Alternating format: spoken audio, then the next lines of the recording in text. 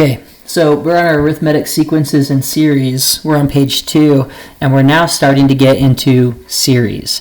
Everything up to through problem 14 is all review. It's all 9th grade stuff. So you may not have needed that. Hopefully, if you didn't, you just skipped over that. If you did need it, I wanted to make sure that I had it there for you because it may have been a while since you've seen it. Okay, but sequences is just a list. Okay, now a series is very similar to a sequence. The difference is in a series, you're actually adding all the numbers up in the sequence. You're summing them all up together. Okay, so in these two problems here, it says evaluate the related series of each sequence.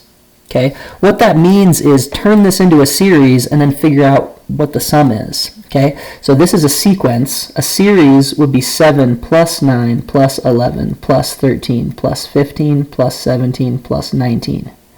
Okay, so sequence, series. Okay, sequence is just a list, has commas. Series is a sum of all the numbers in the sequence. Okay. So you're just going to add all those up.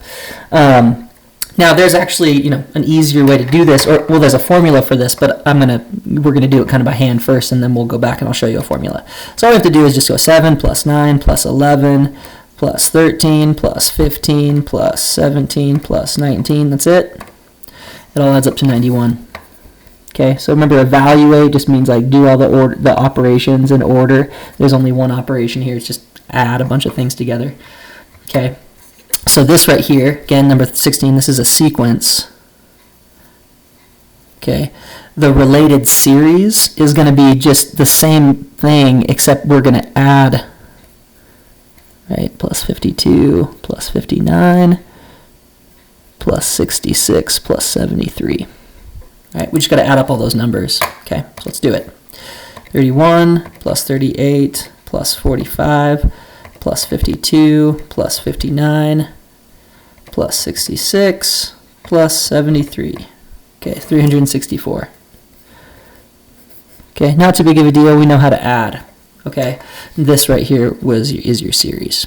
Okay, so series is like a sum of all the terms in a sequence. Okay, now we have formulas from being able to make this easier, and I want to show you kind of what's going to happen here in the future, introduce kind of a new idea to you. So in this case, right, it says evaluate each arithmetic series described.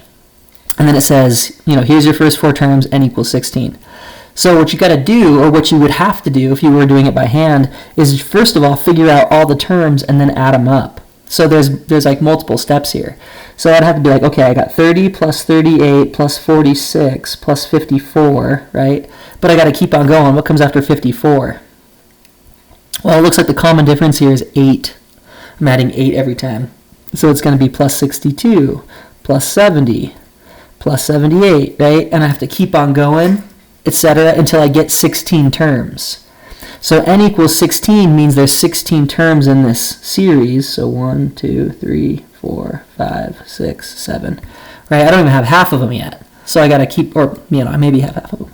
So I got to keep going, right? I got to go, okay, what's the next one? Plus 78 plus 8 would be 86, right? And so on. That's the 8th term.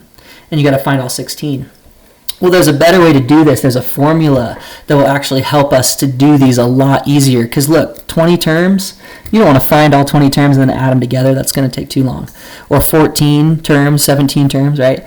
That's too much work. There's too much going on there. So the next video is actually not mine. It's one I found on YouTube, but it's really good. And it's going to show you a formula for finding the sum of a series without having to do all the work by hand. Okay, so that's the next video.